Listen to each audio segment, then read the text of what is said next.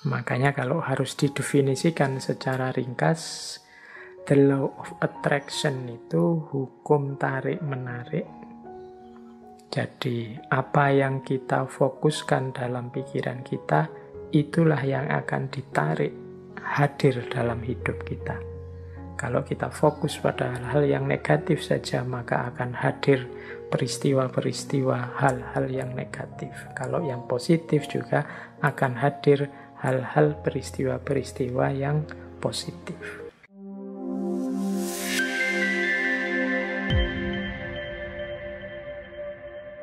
Assalamualaikum warahmatullahi wabarakatuh. Bismillah. Mari teman-teman, kita lanjutkan ngaji filsafat kita. Kita lanjutkan belajar lagi dan belajar lagi. Semoga tidak ada rasa bosan, semoga disingkirkan semua rasa malas. Semoga Allah juga menganugerahkan kesehatan lahir dan batin pada kita. Meskipun kita masih ada di situasi pandemi dengan segala pernak-pernik, kehebohan, dan keributannya. Semoga ngaji-ngaji filsafat, semoga ngaji apapun, aktivitas belajar yang seperti apapun, tidak kita tinggalkan. Meskipun eranya era prihatin karena pandemi. Ya, tidak perlu saya jelaskan sejauh mana pentingnya ilmu, seperti apa urgensi pengetahuan dalam kehidupan. Sudah bolak-balik di banyak sesi dijelaskan. Sekarang tinggal kita praktekkan. Hidup untuk ilmu. Insya Allah nanti kita akan mendapatkan ridhonya Allah melalui barokahnya ilmu. Amin. Baik, malam hari ini kita masih ada di sesi filsafat hidup. Minggu lalu kita belajar tentang cahaya. Malam hari ini kita berjalan ke barat. Kita melihat barat malam hari ini dalam wajah yang agak berbeda dengan barat yang mungkin teman-teman pahami selama ini. Sebagian besar kita memahami barat itu kan peradaban yang materialistik, peradaban saintifik yang fokusnya hanya pada kemajuan peradaban di level materi. Sebenarnya kalau kita gali secara dalam, kita tengok wacana-wacana yang berkembang di barat, tema-tema spiritual, tema-tema religius transenden itu di sana juga berkembang. Tokoh-tokohnya juga banyak. Meskipun mungkin tidak terlalu populer di kalangan kita. Yang saya tahu banyak juga motivator-motivator di kita itu memanfaatkan teori-teori gaya spiritual, pendekatan-pendekatan batin yang dikembangkan oleh beberapa tokoh barat. Nah, malam hari ini kita belajar salah satu teori yang populer sekali di barat, bahkan mungkin juga sudah nyampe ke banyak kalangan di kalangan kita. Yang teori ini ya sebenarnya dirumuskan dari berbagai tradisi agama, tradisi spiritual. Teori ini dikenal dengan nama The Law of Attraction. Jadi hukum tarik-menarik. Terjemahan literalnya begitu. Apa sih hukum tarik-menarik itu? Ya, bismillah kita belajar ya malam hari ini. Semoga ada sesuatu yang bisa kita raih dari kajian kita malam hari ini. Ya, meskipun mungkin nanti ada yang komen, Pak, ngapain sih Pak tak belajar tentang spiritualitas di barat? Wong yo kita ini kan peradaban yang kaya spiritual. Ya, kita ini orang timur memang dicitrakan sebagai memiliki banyak sekali tradisi-tradisi spiritual. Mungkin saking banyaknya sampai kita ini jadi ndak ada wow-nya lagi, ndak ada kagetnya lagi kalau kita membahas spiritualitas-spiritualitas yang rumusnya kita ambil dari tradisi timur. Malam hari ini kita lihat sisi menariknya bahwa ternyata peradaban barat juga punya tradisi, punya wacana-wacana spiritualnya sendiri. Siapa tahu nanti ada 1-2 wawasan yang bisa menyentuh kita. Kadang-kadang kita itu kan untuk hal-hal yang sudah sangat terbiasa, sangat rutin, kehilangan rasa. Makanya perlu sedikit-sedikit sentuhan yang unik, yang sedikit berbeda untuk mengembalikan rasa itu. Nah, inilah sebenarnya antara lain gunanya kita belajar kemana-mana, mencari kemana-mana. Untuk menyentuh rasa keilmuan ini biar tidak sekedar rutin saja, tapi selalu ada yang membawa kita ke momen-momen ketakjuban, momen-momen wow, momen-momen kalau bahasa barat, momen-momen eureka, momen-momen kita kaget, wah ternyata selalu ada yang baru, ternyata ada yang berbeda meskipun dengan kandungan makna yang sama. Baik, bismillah, kita mulai Law of Attraction. Saya buka dengan quotes yang populer sekali dari Buddha untuk memahamkan kita, mengantarkan kita ke gagasan utamanya Law of Attraction. Menurut saya quotes ini nanti jadi kuncinya sampai ke belakang. Dan inti teorinya mungkin ya ada di quotes ini. Jadi ada satu quotes dari Buddha yang bunyinya, apa yang engkau pikirkan, seperti itulah nanti engkau akan menjadi. Apa yang engkau rasakan, itulah nanti yang akan engkau tarik. Maksudnya engkau hadirkan yang akan terjadi dalam hidupmu. Dan apa yang engkau bayangkan, itulah nanti yang engkau ciptakan. What you think, you become. What you feel, you attract. What you imagine, you create. Teori Law of Attraction ini nanti sebenarnya intinya ada di sini. Ada di satu quotes ini. Quotes ini dari Buddha. Ya seperti tadi saya bilang, teori ini, teori Law of Attraction ini diramu dari berbagai tradisi spiritual oleh beberapa tokoh. Nanti kita lihat siapa saja tokoh-tokoh itu ya, antara lain.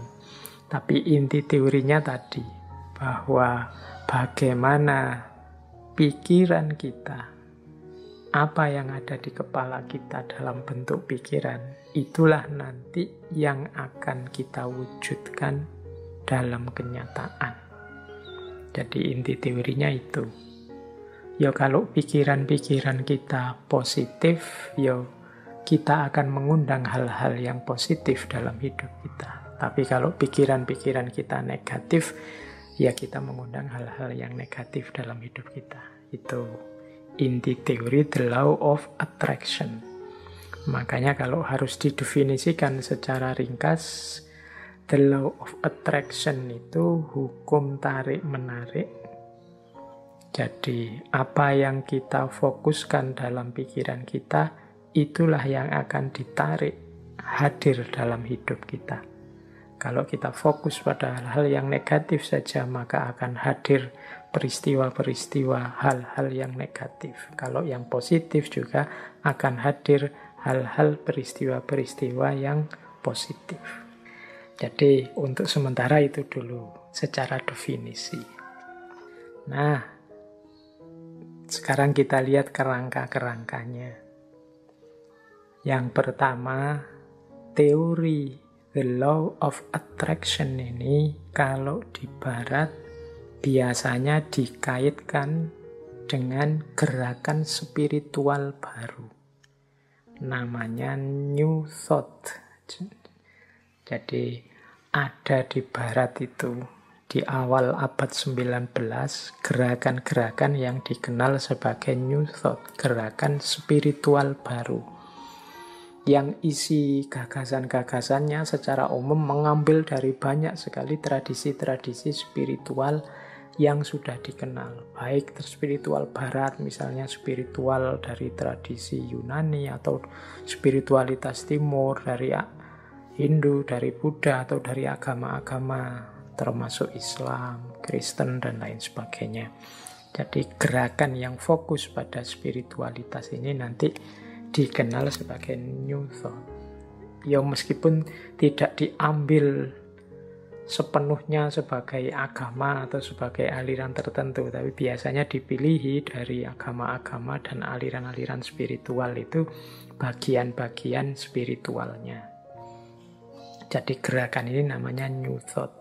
Dulu kita pernah belajar misalnya teosofinya Blavatsky. Nah ini teosofinya Blavatsky itu sering juga disebut sebagai bagian dari New Thought ini. Ada pula yang menyebut cara berpikir spiritual ini sebagai New Age. New Age itu kalau diterjemahkan letterlek era baru.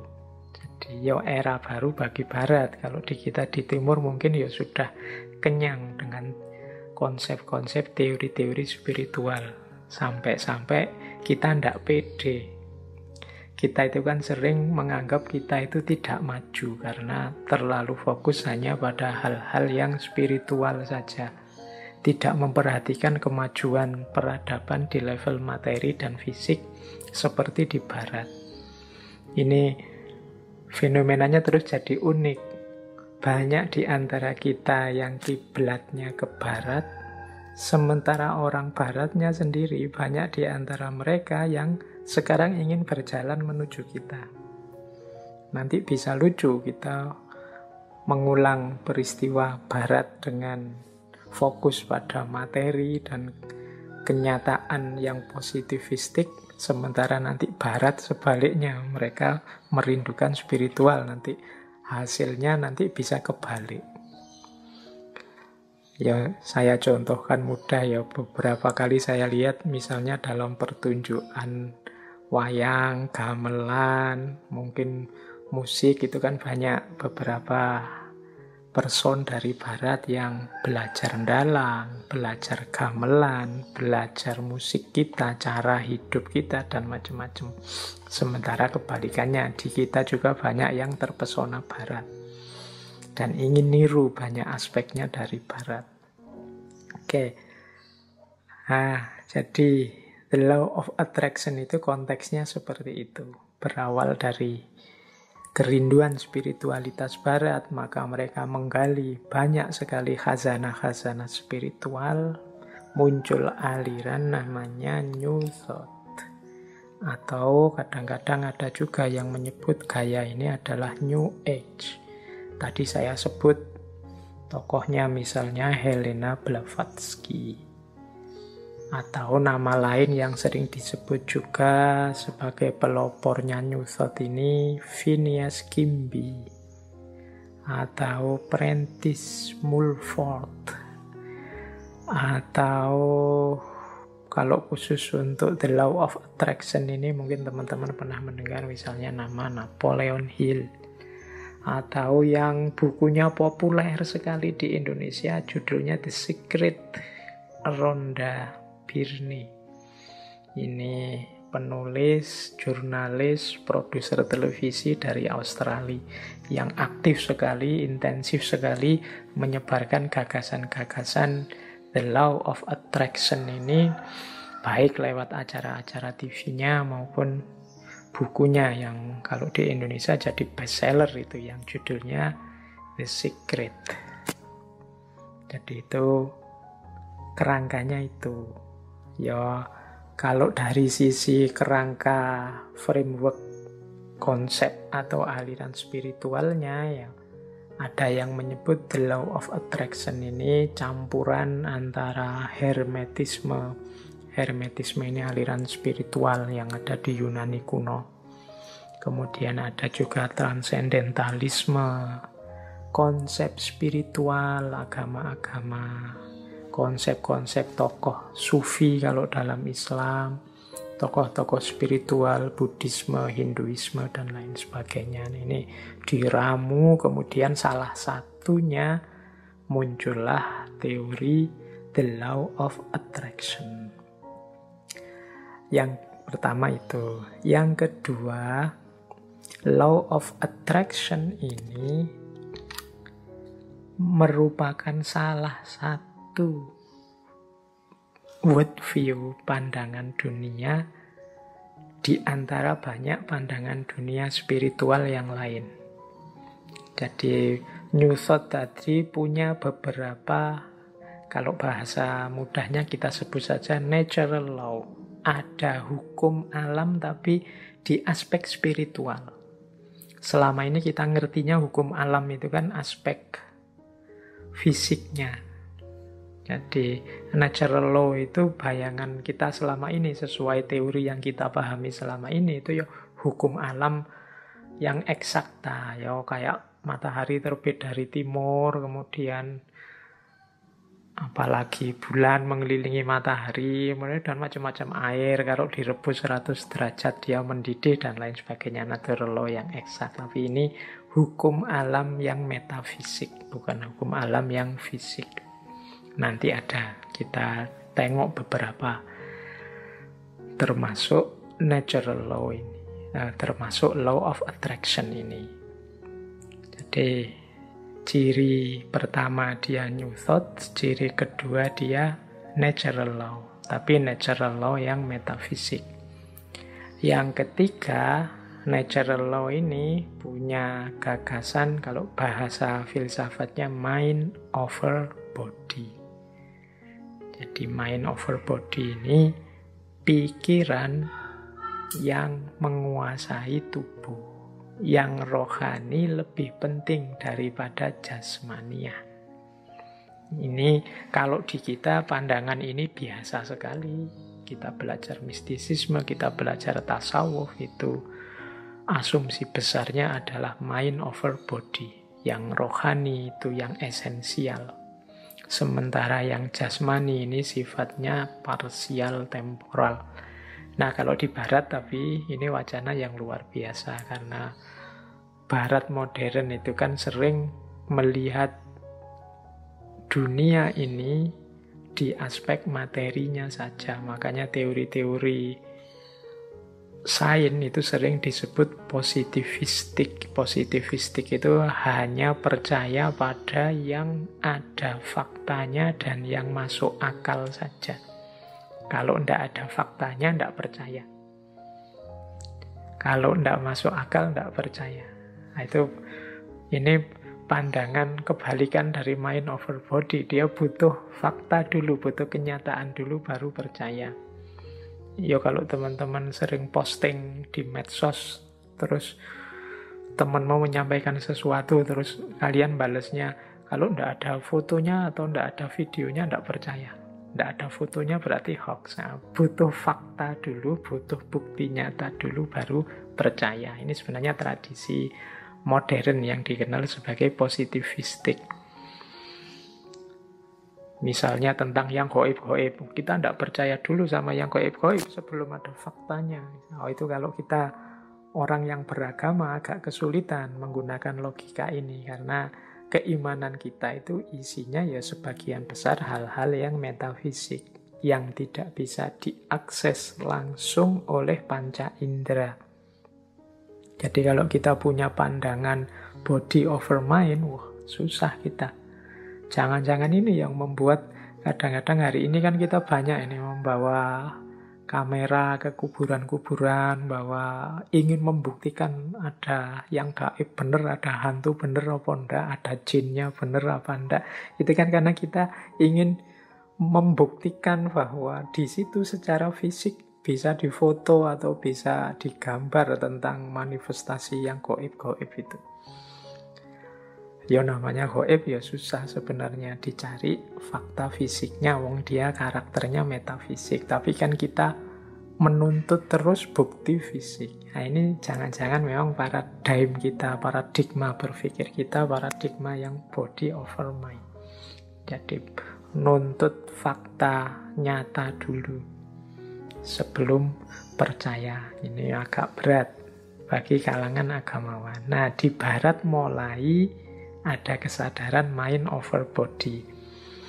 Termasuk munculnya the law of attraction ini. Kita lanjutkan. Silahkan ambil nafas sebentar. Nah, kita lihat lagi ya tadi yang tentang natural law tadi. Saya membaca buku yang judulnya Seven Cosmic Laws. Ini teorinya mirip dengan natural law tadi yang nulis William Walker Atkinson.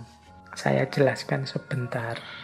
Natural law versi para spiritualis barat ini. Nanti mungkin teman-teman ada kesempatan untuk membandingkannya dengan spiritualitas timur. Termasuk mungkin juga spiritualitas Islam. Yo, malam hari ini kita belajar beneran. Siapa tahu ada kebijaksanaan-kebijaksanaan spiritual dari barat yang bisa menggugah kita semakin jadi orang yang baik. Nah, Seven Cosmic Law. Ini sebelum masuk spesifik ke arah the law of attraction. Law of attraction itu salah satunya saja. Sebenarnya ada, kalau menurut William Walker Atkinson, ada 7 hukum semesta. Istilahnya kan kosmik. Jadi alam semesta ini ada 3 rumusan hukumnya. Yang pertama apa? Yang pertama ada the law of vibration. The law of vibration itu segala sesuatu itu bergetar. Tidak ada yang diam. Getaran-getaran dalam frekuensi yang sama akan saling menarik. Kegembiraan akan menarik kegembiraan yang lain. Nah, fokuslah secara konsisten terhadap pikiran tertentu, maka akan menarik getaran yang sama. Jadi the law of vibration itu kita ini bergetar terus. Ini menjelaskan bergetar ini mungkin tidak mudah. Kita ini kan sebenarnya tidak diam. Coba teman-teman perhatikan pikiranmu, perasaanmu, intelijensimu. Ini kan kerja terus. Ya dari luar kelihatan diam, tapi di dalammu itu kan rame terus. Nah, itu mungkin mudahnya ya, jenis getaran. Engkau sedang berada di frekuensi mana? Mungkin engkau sedang marah-marah, mungkin engkau sedang senang, mungkin engkau sedang gelisah, mungkin hari ini engkau sedang bingung karena vaksin, mungkin hari ini engkau sedang gelisah karena sekelilingmu sedang pembatasan ketat karena pandemi. Mungkin ini kan sebenarnya dirimu itu sedang bergetar. Nah, the law of vibration itu vibrasi yang sama akan saling menarik atau akan menggetarkan energi atau menggetarkan vibrasi yang dekat dengan dirinya. Jadi kalau kita gembira, sekeliling kita akan hawanya gembira. Dan orang-orang yang di dekat kita akan terpengaruh oleh kegembiraan itu. Itu the law of vibration, mudahnya begitu. Jadi getaran kita itu mempengaruhi sekelilingnya.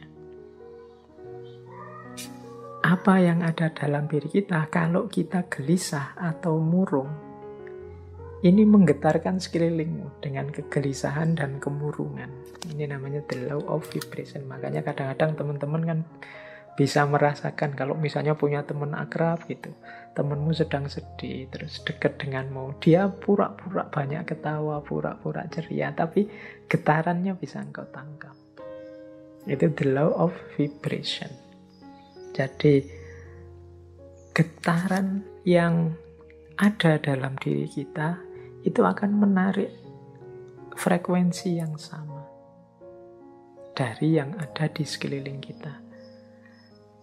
Kalau teman-teman dekat dengan teman yang sedang sedih, sedang gelisah, sedang susah, sekali-sekali dia tampak nangis, itu kan kita ikut terus hanyut dalam situasi kesedihannya, ikut dalam kemurungannya. Nah, ini ilustrasi mudah. Kalau teman-teman dekat dengan teman yang sedang senangnya luar biasa, cerianya luar biasa karena tujuannya tercapai, gembira, itu kita dekat dia juga ikut gembira. Jadi getaran yang ada dalam diri orang lain bisa mempengaruhi getaran yang ada dalam diri kita. Demikian pula sebaliknya. Jadi kegembiraan akan mendatangkan kegembiraan. Kesedihan juga akan mendatangkan kesedihan. Ini the law of vibration namanya. Menyikapi the law of vibration itu seperti apa? Ya menurut William Walker Atkinson adalah fokuslah pada yang baik-baik, yang indah-indah, yang nyaman-nyaman di pikiranmu. Apa yang engkau inginkan, fokuskan ke situ pikiranmu terus. Jadi getaran kesuksesan, getaran cita-cita keberhasilan, getaran cita-cita kebahagiaan itu biar menyebar kemana-mana dan menarik itu ke dalam dirimu. Yaitu, ayo mikir yang positif-positif saja. Ayo menginginkan yang baik-baik saja. Ayo mengharapkan yang nyaman-nyaman saja, yang damai-damai saja. Loh, itu nanti itulah yang akan hadir karena tertarik oleh getaran keinginan kita, getaran yang ada dalam diri kita. Itu namanya the law of vibration. Itu hukum yang pertama. Jadi carilah frekuensi yang bagus, getaran yang bagus dalam dirimu. Dan hidupkan itu biar mempengaruhi sekelilingmu. Yang pertama itu cosmic law, yang kedua the law of relativity. Dalam hidup ini berlaku hukum relativitas. Relativitas mungkin tidak persis sama seperti relativitasnya Einstein. Tapi relativitas di sini adalah mudahnya begini. Tidak ada sesuatu yang bisa kita pahami sampai kita hubungkan dengan sesuatu yang lain. Apakah itu tentang sifat, nilai, kualitas, atau artinya sesuatu dan lain sebagainya, itu kita akan susah memahami kalau kita tidak menghubungkannya dengan yang lain. Itu namanya the law of relativity. Ilustrasi mudahnya, misalnya sampean mau menilai saya, Pak Faiz itu wajahnya seperti itu masuk kategori ganteng apa jelek?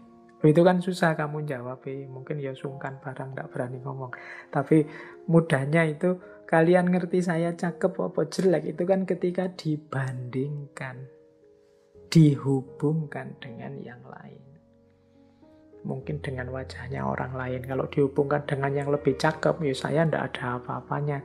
Tapi kalau kamu cari yang lebih drop, jauh lebih jelek, mungkin saya ya masuk kategori ganteng. Itu the law of relativity. Indonesia ini negara yang nyaman, maju, atau negara yang terbelakang, mundur? Itu jawabmu mesti susah, karena parameter bisa macam-macam orang bikin. Mudahnya apa? Relatif. Relate-kan dengan sesuatu yang lain. Jadi jawabannya mestinya, kalau dihubungkan dengan negara ini kita masih terbelakang. Tapi kalau kita sambungkan dengan negara ini ya masih lumayan. Kita masih tergolong lebih maju. Itu namanya the law of relativity. Jadi ini hukum alam yang kedua. Nah, maksudnya apa William Walker ini menunjukkan the law of relativity? Ya, hendaknya kita ini selalu menghubungkan situasi yang kita alami dengan yang lebih buruk atau lebih kurang atau di bawah kita. Tujuannya apa? Biar kita bersyukur. Semua kegelisahan, ya mungkin tidak 100% lah. Sebut saja 90% kegalauan, kegelisahan kita hari ini, itu muncul karena kita merelasikan diri dengan sesuatu yang lain, yang lebih tinggi, lebih bagus, lebih sukses, pokoknya lebih segalanya dari kita. Akhirnya kita tidak mampu untuk bersyukur. Mau bersyukur itu lebih berat karena kita melihat hidup kita ini serba kurang. Kita salah mencari relasi, menghubungkan diri kita dengan apa.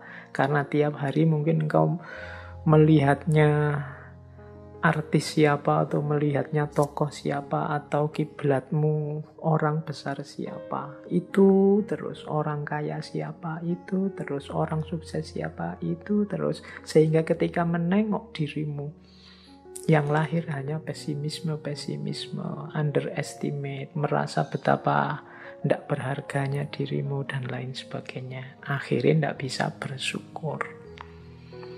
Nah, untuk bisa bersyukur, ingatlah the law of relativity tadi. Kalau engkau mau melihat yang lebih bawah darimu, masih banyak. Ada mahasiswa yang sumpek sekali karena semester akhir belum punya pacar misalnya. Dia lupa bahwa dia jadi mahasiswa itu aja sudah kelebihan yang luar biasa. Benchmarknya mungkin temennya. Benchmark itu tempat dia mengukur, tempat dia merelasikan diri, itu temennya yang sudah punya pacar. Tapi dia lupa, dalam dirinya ada banyak kelimpahan, ada banyak kelebihan. Dia sibuk hanya satu kekurangan ini. Ini biasanya karena salah merelasikan diri. Akhirnya susah bersyukur.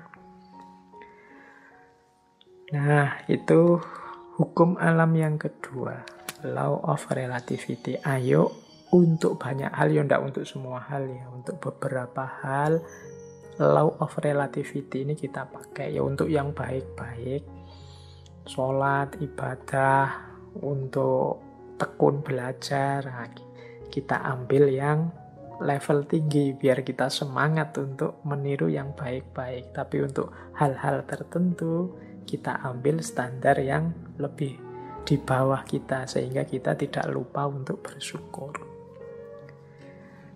Nah, yang ketiga, the law of cause and effect. Hukum sebab akibat. Kalau ini saya tidak perlu menjelaskan ya, kalau dalam Islam ya ada famay ya'mal misqala dzarratin khairan yarah wa may ya'mal misqala dzarratin syarran yarah. Ada aksi, ada reaksi. Ada sebab, ada akibat. Maka menghadapi hukum yang semacam ini, marilah kita ciptakan dalam hidup ini sebab yang baik-baik saja. Sebab-sebab yang produktif, yang sukses, yang unggulan, sehingga kita mendapatkan akibat juga yang sukses, yang unggulan. Jadi karena ada sebab, ada akibat. Kalau ingin akibat yang bagus, ya ciptakanlah sebab yang bagus. Ini hukum alam juga. Tidak mungkin dari kemalasan lahir keberhasilan misalnya, makanya jangan malas. Tidak mungkin dari kejahatan, keburukan lahir kebaikan. Tidak mungkin dari proses yang merusak lahir perbaikan. Nah, ini cause and effect. Ini hukum alam yang ketiga. Ada sebab, ada akibat. Apapun yang kita panen hari ini, itu adalah benih yang kita tanam sebelumnya. Yang keempat, the law of polarity. Law of polarity ini, segala sesuatu dalam hidup ini ada pasangannya. Ada panas, ada dingin, ada terang, ada gelap, ada atas bawah, ada baik buruk. Ini pasangan. Pasangan ini sifatnya saling mengadakan. Saling mengadakan, ya kalau ndak ada buruk, yang baik juga ndak akan ada. Adanya yang baik karena ada yang buruk. Ini namanya saling mengadakan. Kalau semua orang sama, semua baik, semua, ya dia tidak disebut baik, ya standar saja. Dia disebut baik karena ada yang buruk. Disebut terang karena ada situasi gelap. Disebut atas karena ada bawahnya. Bawah saja tidak ada atas, tidak mungkin. Atas saja tidak ada bawahnya, tidak mungkin. Jadi dia saling mengadakan, saling mendukung keberadaan masing-masing. Oke, jadi situasi the law of polarity ini membuat kita nanti tidak mudah melihat satu sisi saja dari sesuatu, tapi harusnya kita melihat secara lebih lengkap. Jadi ada orang baik loh, terus kita puji, kita senangi total 100%. Dia dengan segala kebaikannya. Tiba-tiba dia melakukan sedikit atau satu keburukan. Runtuhlah kepercayaan kita yang darinya sangat cinta jadi sangat benci. Kita lupa bahwa lo yang namanya masih manusia, masih duniawi itu pasti berpasangan. Ada baiknya, ada buruknya. Ya mungkin kadar dan ukurannya berbeda-beda, tapi pasti ada pasangan-pasangan ini. Kita sering tidak siap menerima situasi yang kebalikan dari kenikmatan, kenyamanan yang kita rasakan hari ini. Padahal itu ya berpasangan. Ada enak, ada ndak enak. Di balik kenikmatan, di sisi sana ada ketidaknikmatan. Itu selalu ada. Minggu depan insya Allah kita perdalam the law of polarity ini di falsafah hidup yin yang. Tapi the law of polarity ini juga salah satu dari 7 cosmic law. Salah satu hukum semesta. Baik, nanti kita lanjutkan kalau yang keempat ini ya. Yang kelima, the law of rhythm. The law of rhythm ini, hidup ini mengalami siklusnya masing-masing. Hidup ini ada perputarannya. Siang, malam, kelahiran, kematian, kemunculan, kepergian, dan lain sebagainya. Namanya rhythm, iramanya hidup. Nah, segalanya ada awalnya, ada akhirnya. Ini the law of rhythm. Beberapa kali saya ceritakan kan ada kisah sufi, seorang sufi yang punya jargon, ini pun akan berlalu. Mengalami apapun, apakah itu kesenangan, apakah itu kesedihan, pada saatnya juga akan berlalu. Seberat apapun, seperti apapun. Termasuk pandemi ini. Dia ada awal kehadirannya, pasti nanti ada akhir kepergiannya. Itu the law of rhythm. Jadi kalau kita mengalami situasi apapun, sadarlah bahwa situasi ini akan berakhir. Yang sedang sedih, ingatlah kesedihanmu pada saatnya akan berganti kegembiraan. Yang sedang gembira, wong namanya kita hidup, pada saatnya juga akan ada masalah dan kegembiraan akan bertemu dengan kesedihan. Itu namanya the law of rhythm. Hidup ini ada siklusnya. Yang sedang di bawah jangan putus asa, yang sedang di atas jangan jumawa. Karena kita ini berputar. Ini namanya the law of rhythm. Untuk the law of rhythm ini, insya Allah nanti minggu terakhir kita bahas dari perspektif filsafat Jawa. Cokro Manggilingan. Baik, kita lanjutkan. Yang keenam, the law of gestation. The law of gestation itu bunyinya begini.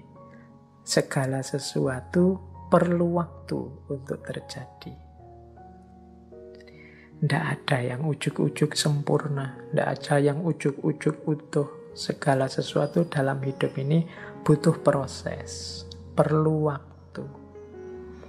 Jadi makanya kita kalau ingin sukses juga perlu kesabaran, menunggu momen, menunggu waktunya. Karena segala sesuatu ada waktunya. Ada waktu menanam, ada waktu memelihara, ada waktu memetik buahnya. Segalanya butuh proses. Tidak ada yang ujuk-ujuk setelah ditanam terus buahnya muncul. The law of gestation. Dan yang ketujuh, yang terakhir dari 7 cosmic law adalah the law of transmutation. Segala sesuatu berubah. Jadi segala sesuatu, karena hidup ini di dunia pastinya dinamis. Segalanya berubah. Ini banyak kalau kita belajar filsafatnya dulu, filsafat Yunani yang terkenal Heraklitus itu ya segalanya berubah. Kecuali perubahan itu sendiri. Yang tidak berubah hanya perubahan. Nah, law of transmutation ini menyadarkan kita untuk menghadapi perubahan, merancang dan menyiapkan perubahan agar perubahan yang terjadi arahnya sesuai keinginan kita, membuat kita lebih baik, membuat kita lebih sukses, membuat kita lebih berhasil. Jangan biarkan perubahan liar tidak terkontrol. Baik, ini 7 cosmic laws.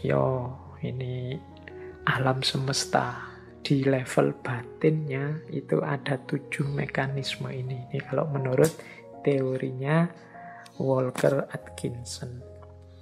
Nah, ini pengantar untuk tadi kalau ada yang tanya, Pak, natural law tadi katanya law of attraction ini bagian dari natural law ya, karena kayak tadi unsur natural law yang law of vibration, kemudian law of cause and effect atau law of transmutation ini kan bisa mengimplikasikan law of attraction. Baik, kita masuk sekarang ke law of attraction-nya sendiri. Basic principles. Prinsip-prinsip dasarnya law of attraction itu di catatan saya secara umum ada 4. Yang pertama, apa yang engkau pikirkan, itulah yang engkau dapatkan. Yang kedua, pikiranmu menentukan bagaimana hidupmu. Yang ketiga, pikiran yang positif akan mendatangkan kehidupan yang positif. Dan yang keempat, pikiran yang negatif akan mendatangkan kehidupan yang juga negatif. Berarti law of attraction ini pertama-tama menyarankan kita untuk memperhatikan apa yang ada di pikiran kita. Isinya apa saja? Apakah isinya hal-hal yang positif ataukah isinya hal-hal yang negatif? Kalau isinya hal-hal yang positif, insya Allah hidup kita juga akan berwujud positif. Kalau isinya hal-hal yang negatif, ya wajahnya hidup kita adalah hidup yang negatif. Nah, ini masing-masing kita yang bisa ngerti. Coba ditengok deh. Atau mungkin manifestasi pikiran kita hari ini mungkin di status-status yang kita buat. Obrolan-obrolan dengan teman-teman kita hari ini. Coba kita muhasabahi, kita refleksi. Banyak positifnya atau banyak negatifnya. Makanya agama itu menyuruh kita serba husnudzon. jangan suudzon. Husnudzon itu berarti mengisi pikiran dengan yang positif-positif. Maka hidup kita warnanya juga sesuai isi pikiran kita. Karena husnudzon, ya hidupnya jadi husn. Husn baik. Kebalikannya kalau suudzon, hidupnya juga akan termanifestasi jadi su. Pikirannya jelek, terus pikirannya negatif, terus curiga, terus ya sudah, hidupmu adalah hidup yang warnanya penuh kecurigaan. Hidup penuh kecurigaan itu kan hidup yang gelisah. Dari mana kegelisahan itu muncul? Engkau sendiri yang menciptakan. Dengan suudzonmu tadi, prasangka burukmu tadi. Coba tadi kamu prasangka baik, hidupmu jadi tenang. Dari mana ketenangan itu datang? Ya engkau ciptakan sendiri tadi, karena engkau suudzon. Ya bayangkan ya mudahnya, misalnya kalian mau naik kendaraan umum, naik bis atau kereta. Itu kalau pikiranmu serba prasangka buruk, jangan-jangan nanti dicopet, jangan-jangan nanti di tengah jalan keretanya tabrakan mogok, jangan-jangan pikirannya jelek terus. Maka kalian tidak akan bisa menikmati perjalanan. Sepanjang jalan mungkin kamu gelisah, ini jangan-jangan nabrak, jangan-jangan nanti ketemu orang jahat, jangan-jangan tidak tenang perjalananmu. Dari mana ketidaktenangan itu datang? Ya kamu awali dari pikiranmu sendiri tadi. Tapi coba engkau husnudzon, jadi pikiran yang bersih, tidak curiga, yakin dengan kenyamanan, keamananmu, ya perjalananmu nyaman. Tadi kalau di rumus teori vibrasi tadi, ya kenyamanan, keamananmu akan menarik sekelilingmu, frekuensinya juga jadi nyaman, jadi aman. Tapi kecurigaan, kegelisahanmu juga akan melahirkan kecurigaan, kegelisahan di sekelilingmu. Hidupnya jadi tidak nyaman. Nah ini basic prinsipnya, mudahnya penjelasannya begitu. Jadi kalau kita isinya negatif-negatif saja, ya energi negatif yang kita tarik dalam hidup. Pandemi ini kan melahirkan jutaan gagasan negatif. Mungkin lebih dari itu, saya sebutnya jutaan, jangan-jangan puluhan juta atau ratusan juta seluruh dunia. Bayangkan energi negatif yang lahir dari jutaan pikiran yang negatif. Sakitnya sama, tapi kalau kita hadapi dengan optimis atau dengan pesimis, itu kan kesannya, rasanya beda. Itu the law of attraction. Semakin negatif isi pikiran kita, ya semakin keruh hidup kita. Asalnya ya kita sendiri yang mengundang kekeruhan itu. Makanya ada quotes dari Napoleon Hill. Napoleon Hill ini juga tokoh spiritualis yang sering juga menulis buku-buku coraknya self-improvement atau self-help. Dia bilang begini, keep your mind fixed on what you want in life, not on what you don't want. Ini beliau ngasih tips, simpanlah di kepalamu, isi saja dengan apa yang engkau inginkan, bukan apa yang tidak engkau inginkan. Contohnya misalnya tadi ya, mau naik kendaraan umum, kereta atau pesawat. Niatnya apa? Saya naik pesawat semoga aman. Ini lebih positif daripada saya niat naik pesawat semoga tidak tabrakan. Nah ini kata-kata tidak bertabrakan ini oleh Napoleon Hill disebut negatif. Jadi mending kita pakai kalimat yang positif untuk menghadirkan tadi energi dan vibrasi yang positif. Jadi simpanlah hal-hal yang positif di kepala, bukan hal yang negatif. Begitu kita misalnya hari ini ada pandemi, ya mari kita berdoa semoga kita sehat.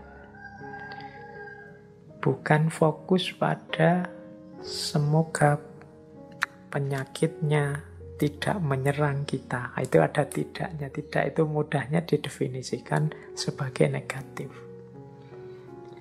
Nah, negatif-negatif ini ya akan berkumpul energinya di sekeliling kita. Jadi lebih baik menggunakan kalimat yang positif. Insya Allah Indonesia akan berhasil mengatasi pandemi ini. Insya Allah upaya yang dilakukan pemerintah akan sukses. Nah, ini menghindari kalimat-kalimat yang negatif. Jangan-jangan meskipun sudah begini masih belum sukses. Jangan-jangan itu kalimat-kalimat kekhawatiran, kalimat-kalimat negatif akan berpengaruh.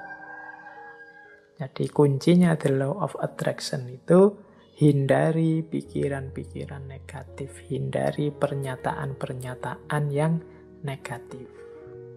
Karena itu akan menjadi kunci hadirnya energi-energi yang negatif di sekeliling kita. Itu ada quote juga yang saya bawa dari Henry Ford. Teman-teman mestinya kenal tokoh ini. Ini berhubungan dengan otomotif ini, Henry Ford. Ada quotes yang terkenal sekali dari Henry Ford ini. Whether you think you can or you can't, either way you are right. Apakah engkau menganggap dirimu mampu atau tidak, dua-duanya benar. Kita akan sering menggunakan kalimat-kalimat yang mengekspresikan ketidakmampuan diri. Aku ndak bisa baca loh, aku ndak cakep loh, aku ndak bisa ngomong di depan publik loh, aku ndak bisa menari, aku ndak bisa berenang, aku ndak bisa menyanyi. Ya sudah, karena kita sendiri deklarasi kita ndak bisa, ya akhirnya ya kita memang ndak bisa. Padahal kalau mau kita bisa kok. Saya ndak bisa Pak ngomong di depan orang banyak, jadi ya iso. Cuma karena sudah merasa tidak bisa, ya selesai dengan ketidakbisaanmu. Saya tidak bisa Pak kalau harus menyanyi itu. Saya menyanyi itu trauma sekali. Mungkin ya bisa, kalau kamu mau belajar tetap bisa. Semua orang mungkin ya bisa nyanyi. Cuma ya karena tidak mau saja, akhirnya ya memang tidak bisa beneran. Wah, matematika itu saya tidak bisa Pak. Wah, filsafat itu apalagi Pak. Puyeng saya tidak bisa. Ya sudah, engkau menganggap tidak bisa, ya engkau tidak bisa. Kalau kamu percaya engkau bisa, pasti engkau juga bisa.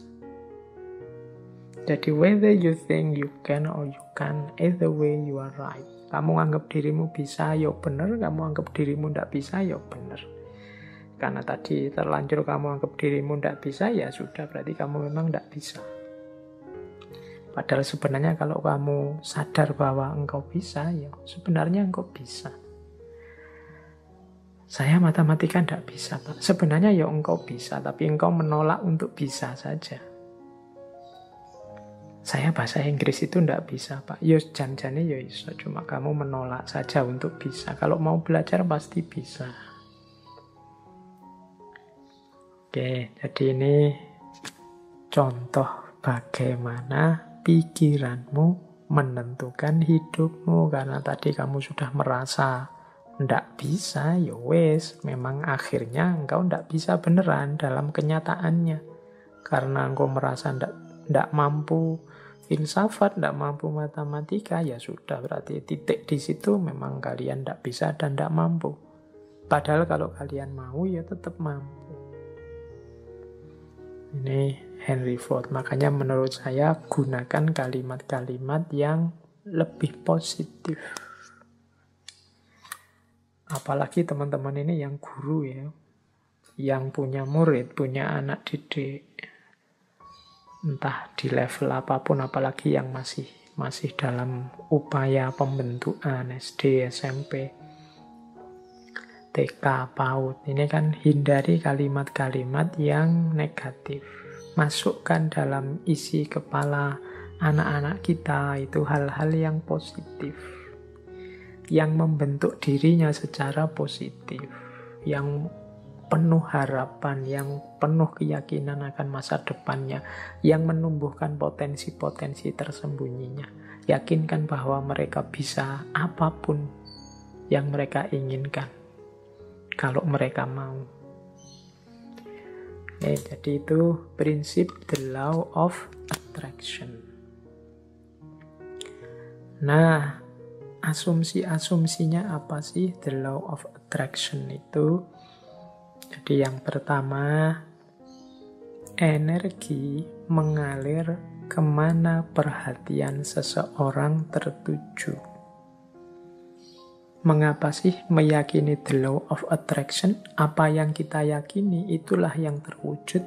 Karena ketika kita meyakini sesuatu, fokus pada sesuatu, energi kita mengalir ke situ semua. Pokoknya saya harus berhasil di sini, saya harus sukses ini, saya harus mampu melakukan ini. Nah, itu energi kita mengalir ke situ semua. Ya wis mudahnya sering saya ilustrasikan kan kalau orang jatuh cinta. Itu energinya fokus semua pada yang dicintainya sehingga kadang-kadang dia bisa melakukan apapun yang untuk dirinya sendiri saja mungkin tidak dilakukan, tapi untuk yang dia cintai, dia mampu melakukannya. Kenapa? Energinya mengalir ke situ semua karena pikiran perhatiannya ke situ semua. Jadi asumsi pertamanya itu. Ketika kita fokus pada sesuatu, maka semua potensi diri kita ke situ semua. Itu yang pertama, asumsinya itu. Yang kedua, alam semesta ini, ya di situ kalimatnya penuh dengan kelimpahan untuk manusia. Maksudnya apa? Alam semesta ini, segala fasilitas kelebihan yang ada di dalamnya oleh Allah itu diciptakan untuk manusia, dalam tanda petik untuk melayani manusia. Kita ini kan makhluk yang dihadirkan ke bumi setelah bumi siap untuk kita huni. Karena memang bumi disiapkan untuk manusia. Maka apapun sebenarnya yang kita inginkan, yang kita harapkan dalam hidup ini pasti difasilitasi oleh alam semesta sekeliling kita. Tinggal kita mau atau tidak. Nah, itu asumsi kedua. Berarti kuncinya ada pada keinginan dirinya manusia. Asumsi yang kedua, mengapa kok pikiran kita nanti yang menjadi kunci. Yang ketiga, kemampuan atau potensi manusia itu sangat jauh lebih besar, jauh lebih luas daripada yang kita sadari saat ini. Jadi kayak kita merasa, Pak, filsafat itu mentok saya, Pak, enggak paham. Enggak, kamu kurang serius menggali potensimu saja. Kalau kamu mau bisa-bisa. Pak, bahasa Inggris itu, Pak, wah puyeng saya, Pak. Matematika itu, Pak, enggak. Kamu bisa sebenarnya, cuma kamu kesusu berhenti saja. Kemampuan atau potensimu tidak terbatas itu.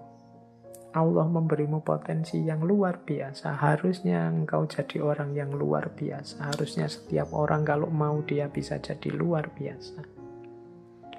Kemampuan dan potensimu cukup untuk apapun yang engkau cita-citakan, engkau inginkan.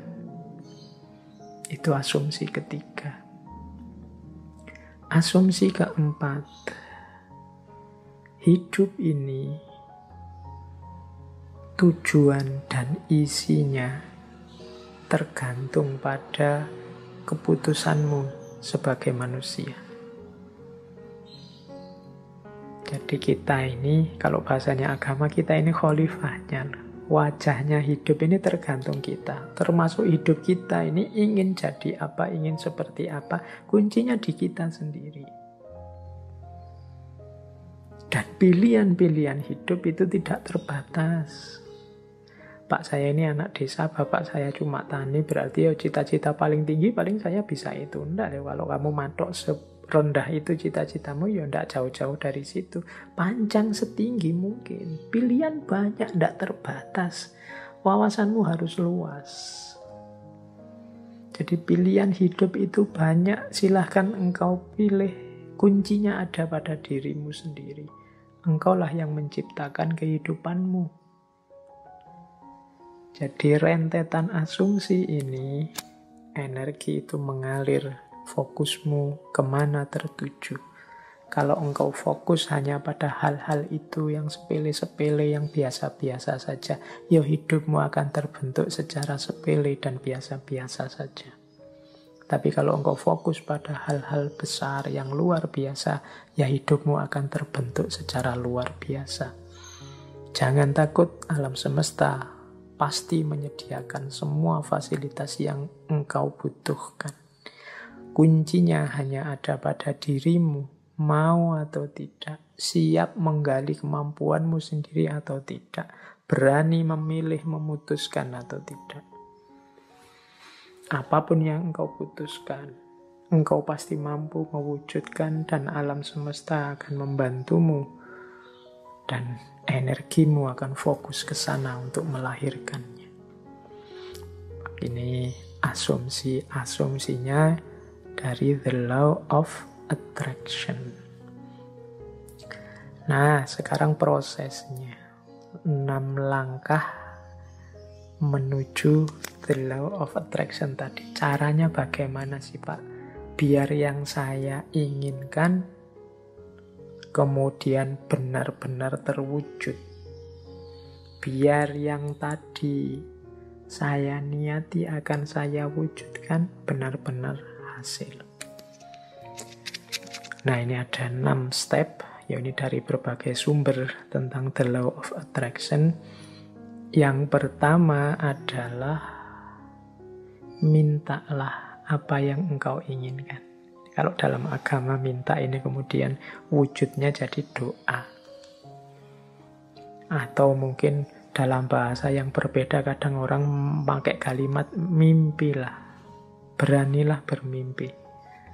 Kalau orang minta saja tidak berani, mimpi saja tidak berani, ya bagaimana dia mencapai tujuan-tujuan besar?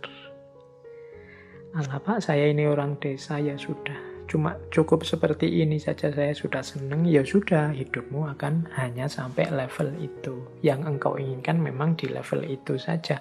Padahal kalau engkau mau, engkau bisa minta yang lebih tinggi, menginginkan yang lebih tinggi. Inginkanlah. Jadi mintalah itu sama seperti inginkanlah apapun yang engkau inginkan yang besar-besar.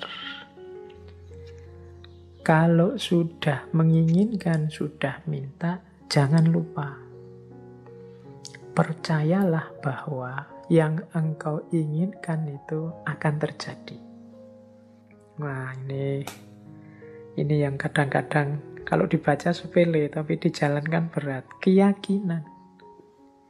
Saya sering menyatakan kita itu kalau berdoa kadang setengah-setengah. Setengah-setengah dalam arti kita sendiri tidak yakin doa ini akan dikabulkan. Jadi wong kita sendiri tidak yakin bahwa keinginan kita akan terkabul. Ya wes, tidak akan wujud wong kita sendiri tidak yakin. Kalau kita yakinnya 50%, ya wujudnya mungkin ya hanya 50% nanti buahnya. Jadi ini bagian dari the law of attraction adalah keyakinan kita, kemantapan hati kita. Saya Pak nanti pasti bisa dapat jodoh yang cantik, yang kaya, yang macam-macam. Tapi terus kamu sendiri yang mementahkan. Tapi apa ya mampu ya Pak, wong saya itu hanya orang desa, wajahku ya pas-pasan gini. Ya mesti raiso Pak. Ya sudah, kamu sendiri pesimis gitu ya tidak akan wujud. Engkau sendiri yang mementahkan doamu, engkau sendiri yang mementahkan keinginan-keinginanmu. Ya alam semesta sekelilingmu, kemampuan potensi besar dalam dirimu yang tidak akan keluar, kamu sendiri tidak yakin. Kalau engkau yakinnya 50%, ya keluarnya 50%. Jadi yang kedua, percayalah, yakinlah bahwa apa yang engkau minta pasti akan terwujud. Nah, yang ketiga ini siapkan dirimu untuk menerima kesuksesan sebagaimana yang engkau minta. Ya kan? Yo, kalau engkau minta, Pak, saya punya tujuan lulus kuliah yang paling cepat. Saya ingin lulusnya saya paling awal dengan nilai paling tinggi. Loh, kamu harus menciptakan dirimu sejak sekarang sebagai orang yang siap sebagai mahasiswa yang lulus tercepat terbaik. Kalau engkau bercita-cita punya, kayak tadi ya, meskipun artifisial, punya istri cantik, punya istri kaya, punya istri luar biasa, ya bersiaplah ciptakan dirimu sebagai orang yang pantas punya istri cantik, kaya, dan lain sebagainya. Jadi, di antara tandanya bahwa engkau yakin akan terkabul, itu engkau siap-siap untuk menerimanya. Lah kalau engkau tidak siap menerimanya, ya dia tidak akan hadir. Siapkan lahir batinmu untuk menerima anugerah terkabulnya doamu. Tapi kalau engkau tidak siap lahir batin, itu ibaratnya wadah. Kalau engkau minta diberi air, misalnya, ya siapkan mangkok yang bisa menampung air.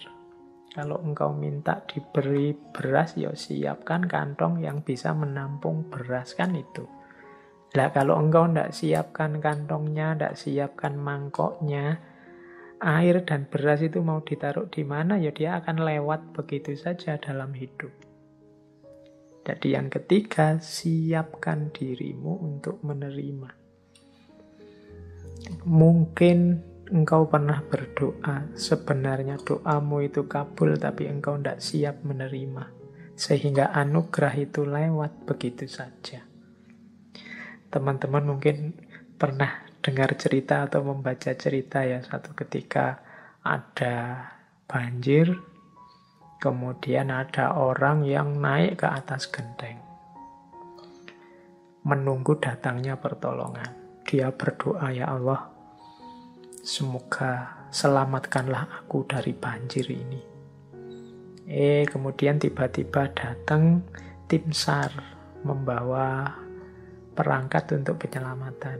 Dia mau menyelamatkan dia tidak mau. Tidak, saya menunggu Allah langsung yang menyelamatkan saya, bukan tim SAR. Silahkan lewat saja. Kemudian tim SAR lewat begitu saja, wong dia tidak mau.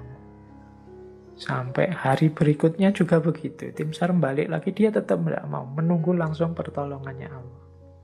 Akhirnya dia meninggal. Wong yo tidak cepat-cepat ditulungi. Nah, begitu sampai di akhirat, dia protes sama Allah. Ya Allah, saya berdoa loh untuk meminta pertolongan-Mu. Wong aku ini orang soleh. Kok engkau tidak datang-datang menolongku? Terus Allah jawab, lah aku kirimkan tim SAR pertama, tim SAR kedua, tim SAR ketiga. Itulah mbok anggap pertolongan dari siapa? Ya ternyata dia tidak siap untuk menerima pengabulan doanya. Baik, yaitu ilustrasi kasarnya. Yang ketiga, bersiaplah tadi yang menerima terkabulnya doa. Jadi yakin, percaya, dan siap. Yang keempat, kalau bahasanya the law of attraction, visualisasikan. Jadi untuk mendukung semua itu, hidupkan dalam pikiranmu, hidupkan dalam imajinasimu, hidupkan dalam batinmu. Ketika doa itu dikabulkan terus menerus. Jadi bayangkan keberhasilan itu dalam pikiranmu. Jadi ini untuk membantu fokus tadi. Kalau dalam agama seandainya berdoa, ya untuk membantu biar doanya lebih mantap sepenuh hati. Itu hadirkan keberhasilan yang engkau inginkan dalam pikiranmu, dalam imajinasimu. Terus yang kelima, jadi visualisasikan. Yang kelima, bersyukurlah terhadap apa yang engkau miliki saat ini. Nah, yang kelima ini sehubungan dengan situasimu saat ini, syukurilah. Kalau bahasanya agama, kalau engkau bersyukur, ya nanti akan ditambah. La in syakartum la azidannakum. Jadi kalau engkau bersyukur, aku tambah. Orang yang menerima situasi hari ini adalah orang yang siap untuk menerima anugerah selanjutnya. Tapi orang yang tidak terima situasi hari ini, ya dia tidak akan bisa menerima anugerah selanjutnya. Wong dia masih belum puas dengan situasi hari ini. Berarti dia kan masih sibuk dengan yang saat ini. Hidup itu kan, kalau bahasa Al-Quran, fa'idha farohta fansop, kalau sudah tuntas ini ganti yang selanjutnya. Kalau kita sudah puas dengan yang sekarang, berarti kita siap menjemput yang selanjutnya. Kalau kita menerima anugerah-anugerah hari ini, berarti kita siap untuk ditambah lagi anugerah selanjutnya. Kalau kita masih belum puas dengan yang sekarang, ya tidak akan ditambah, wong kita belum puas. Yang sekarang berarti belum beres. Masih kita keluhkan, masih kita komplain, masih kita protes. Jadi yang kelima, jadilah pribadi yang bersyukur. Jadi pribadi yang tidak mudah mengeluh, pribadi yang tidak komplain melulu. Jadi saya terima ya Allah situasi hari ini. Mungkin ini karena perbuatan-perbuatanku. Mungkin ada yang baik, ada yang buruk tadi ya. The law of cause and effect itu. Saya syukuri yang baik-baik. Dan aku mohon selanjutnya berikan aku. Nah, itu namanya siap menerima anugerah selanjutnya. Dan yang terakhir, untuk mencapai tujuan dari yang kita inginkan, menurut the law of attraction tadi, rencanakan dan usahakan langkah-langkah untuk menarik apa yang engkau inginkan. Orang yang pikirannya fokus pada keinginannya, sangat serius pada cita-citanya, itu pasti dia tidak diam saja. Jadi kelihatan. Jadi bukan orang yang minta terus tidur. Jadi dia minta, kalau memang benar-benar ingin terwujud, ya dia akan punya aksi-aksi, punya tindakan-tindakan, baik tindakan-tindakan untuk mewujudkan maupun tindakan-tindakan untuk bersiap menerima hasilnya. Jadi di yang terakhir ini sebenarnya sifatnya otomatis. Kalau kita sedang sangat cinta dengan seseorang misalnya, itu tanpa disuruh kan kita akan melakukan banyak hal untuk meraih cintanya. Ini sudah otomatis. Tapi kalau kita tidak terlalu cinta atau setengah-setengah, ya mungkin tidak terlalu serius juga melakukan sesuatu untuk mendapatkan cintanya. Jadi logikanya seperti itu. Kalau kita memang cinta sama Allah, tidak perlu diperingatkan tiap hari, tidak perlu diancam-ancam dengan neraka, tidak perlu diiming-imingi dengan surga. Engkau pasti sudah selalu ingin dekat dengan Allah, melakukan aktivitas apapun yang membuatmu dekat dengan Allah. Ini otomatis. Jadi ini 6 langkah dalam konteks the law of attraction. Mintalah apa yang engkau inginkan. Percayalah bahwa yang engkau inginkan pasti nanti akan terwujud. Persiapkan dirimu untuk mendapatkan apa yang engkau inginkan. Kemudian visualisasikan, bayangkan keberhasilanmu dalam pikiranmu, dalam batinmu. Syukurilah kondisimu saat ini. Upayakan sejauh kemampuanmu untuk mewujudkan keinginanmu.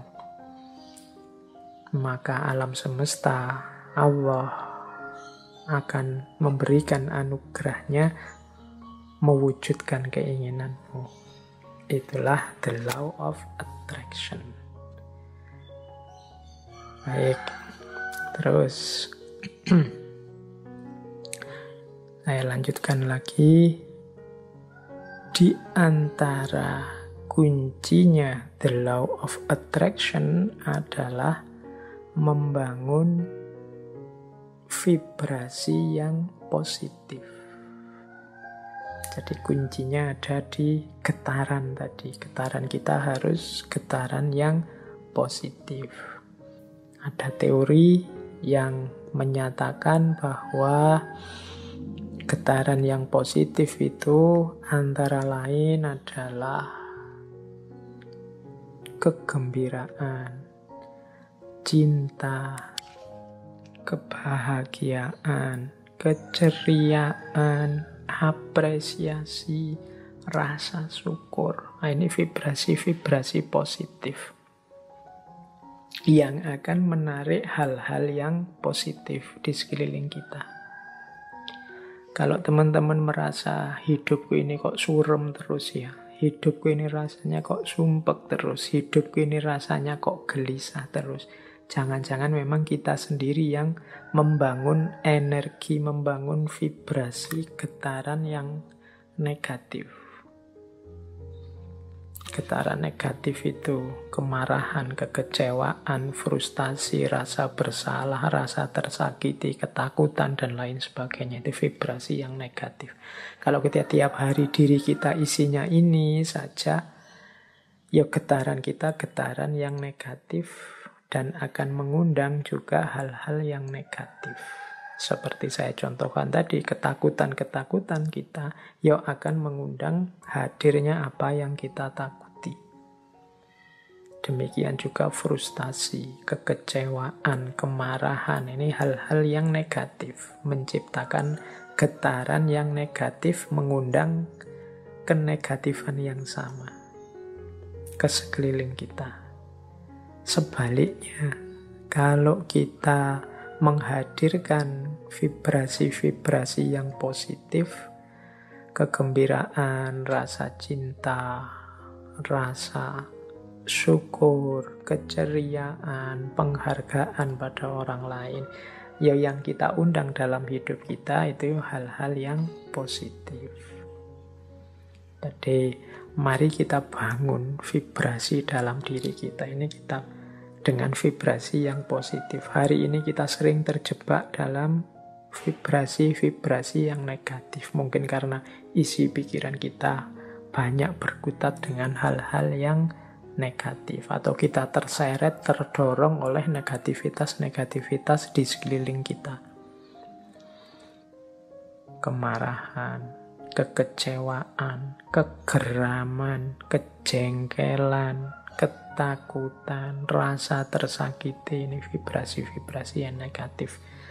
Mari latihan untuk membersihkan ini semua. Saya sering menyampaikan Allah itu menginginkan kehidupan kita di dunia ini kehidupan yang bahagia. Maka marilah kita hidup dengan bahagia. Caranya apa? Yuk kita hadirkan kebahagiaan itu pertama-tama dalam diri kita. Kita tunjukkan rasa syukur kita terhadap aneka anugerahnya Allah selama ini. Ini akan memunculkan hal-hal yang positif dalam diri kita. Baik, kita lanjutkan. Nah, ini materinya masih panjang. Kita ambil nafas sebentar ya. Waktunya sudah mepet. Ini saya agak cepat. Jadi saya membawa beberapa paket wisdom. Jadi paket wisdom yang berhubungan dengan the law of attraction. Jadi pandangan-pandangan kebijaksanaan-kebijaksanaan yang ini menurut saya nyambung dengan the law of attraction. Semoga dengan quote-quote yang saya bawa ini, kebijaksanaan-kebijaksanaan yang saya bawa ini, teman-teman bisa lebih mudah menangkap apa sih yang diinginkan oleh law of attraction ini. Baik, saya awali dari kumpulan wisdom yang pertama, tentang kekuatan intelijensi. Yang pertama saya ambil dari Mahatma Gandhi. Menurut Gandhi, manusia tidak lain adalah produk dari pikirannya. Apa yang ia pikirkan, seperti itulah ia menjadi. Oke, ini tadi sudah dijelaskan beberapa di depannya. Jadi kalau isi pikiran kita itu tentang yang keras-keras, yang brutal-brutal, yang jahat-jahat, ya seperti itu nanti kehidupan kita terbentuk. Kehidupan kita itu kan pertama-tama dibentuk melalui ideal-ideal yang ada di kepala kita. Kalau idealnya isinya positif, ya hidup kita terbentuk secara positif. Kalau negatif, ya hidup kita akan terbentuk menjadi negatif. Ini nyambung dengan quotes-nya Benjamin Disraeli. Benjamin Disraeli bilang, masukkanlah gagasan-gagasan besar dalam pikiranmu. Karena engkau tidak akan pernah lebih tinggi dari yang engkau pikirkan. Ini Benjamin Disraeli lebih tegas lagi menyebut, yuk kita berpikir itu harus berpikir yang besar. Karena kehidupan kita, diri kita itu tidak pernah melebihi pikiran kita. Jadi dia selalu sesuai pikiran kita, bisa di bawahnya. Tapi kalau kita hanya gagasan-gagasan kecil, ya hidup kita akan sekecil gagasan kita. Maka masukkanlah gagasan-gagasan besar. Karena engkau tidak akan pernah lebih tinggi dari yang engkau pikirkan. Nah ini teman-teman, hari ini harus lebih hati-hati lagi. Hari ini beragam gagasan masuk ke kepala kita. Tolong diperhatikan, gagasan-gagasan itu konstruktifkah untuk pembentukan diri kita menjadi orang yang besar. Jangan sampai kita sibuk memasukkan gagasan-gagasan kecil, kita meributkan hal-hal yang sepele tidak penting, sehingga akhirnya hanya di level itulah kita terbentuk. Nah, saya tampilkan juga sebuah quote selanjutnya dari Walt Disney. Kalau ini teman-teman mesti kenal ya. Animator, produser, sutradara, pengisi suara. Sekarang bahkan ada perusahaannya yang luar biasa. Kata Walt Disney apa? If you can dream it, you can do it. Kalau engkau bisa memimpikannya, pasti engkau bisa melakukannya, pasti engkau bisa mewujudkannya. Mimpilah. Mimpilah tentang hal-hal yang besar. Mimpilah menjadi orang besar. Mimpilah menjadi orang yang luar biasa. Maka engkau akan jadi orang yang juga luar biasa. Ini dawuhnya Walt Disney. Dan mungkin dia membuktikan ucapan kata-katanya sendiri. Mimpi-mimpinya terwujud semua. If you can dream it, you can do it. Hari ini di antara kita bahkan banyak yang bermimpi saja tidak berani. Padahal mimpi itu kan gratis, tinggal kamu pancang, kamu patok di kepalamu. Aku ingin menjadi seperti ini, aku ingin menjadi sosok yang begini, dan seterusnya. If you can dream it, you can do it. Kemudian ada juga quotes dari Ralph Waldo Emerson. A person is what he or she think about all day long. Seseorang itu adalah apa yang dia pikirkan tentang dirinya sepanjang waktu. Jadi engkau anggap dirimu siapa, seperti itulah engkau. Kalau teman-teman merasa bahwa Pak, saya ini ya Pak, anak mahasiswa, jadi mahasiswa itu kan kalangan terdidik, jadi saya itu ya harusnya berperilaku seperti kalangan yang terdidik ya Pak. Loh itu kalau pikiranmu begitu, yang kau lakukan kan juga seperti itu. Tiap hari mungkin engkau berusaha hati-hati untuk bersikap, berperilaku seperti orang terdidik. Pak, saya itu sejak kecil oleh orang tua sudah jejali wawasan-wawasan agama. Harusnya saya menjaga amanat orang tua ini ya Pak. Oh iya silahkan, pikiranmu begitu, ya engkau akan mewujudkan dirimu, tidak akan jauh-jauh dari situ. Tapi kalau kamu pikirannya berbeda, ya engkau akan mewujudkan secara berbeda. Misalnya begini, Pak, saya sejak kecil itu kan sama orang tua dijejali wawasan-wawasan agama. Sekarang kan saya sudah dewasa Pak, berhak berpikir sendiri. Jadi ya saya akan milih sendiri, saya akan hidup sesuai keinginan saya sendiri secara merdeka. Toh saya sekarang orang dewasa. Ya seperti itulah hidupmu akan terwujud. Apa yang engkau pikirkan tentang dirimu, seperti itulah dirimu akan terlahir. A person is what he or she think about all day long. Nah, jadi ini law of attraction wisdom bagian kekuatan intelijensi. Jadi apa yang dipikiranmu, itulah dirimu.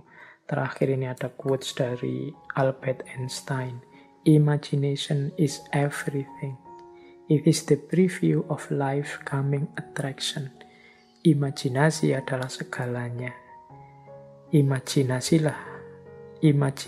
itulah yang jadi preview of life coming attraction.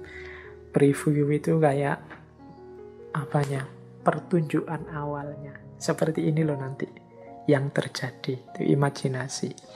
Kemajuan-kemajuan manusia hari ini hampir semua itu kan diawali dari imajinasi. Pesawat terbang, kapal laut, kemudian apapun produknya manusia itu kan awalnya kan imajinasi.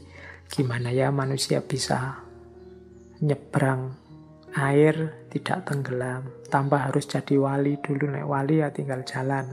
Tapi ini bisa nyebrang sungai, bisa terbang di atas awan. Itu kan awalnya hanya imajinasi. Tapi karena keseriusan dan kedahsyatan potensi manusia, juga fasilitas-fasilitas yang diberikan alam, yang semula imajinasi akhirnya mewujud dalam realita. Maka katanya Albert Einstein, imagination is everything. It is the preview of life coming attraction. Jadi imajinasi yang muncul di kepala kita, mungkin di kepala para ilmuwan, orang-orang pintar, itu adalah preview dari apa yang nanti akan benar-benar ada. Preview itu kayak trailernya film itu. Jadi ya nanti tidak jauh-jauh dari situlah isinya. Nah itu imajinasi. Maka teman-teman jangan takut bermimpi. Jangan takut berimajinasi.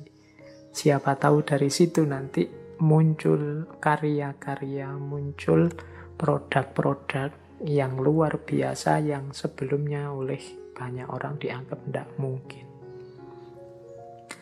Itu kumpulan wisdom pertama berhubungan dengan kekuatan intelijensi.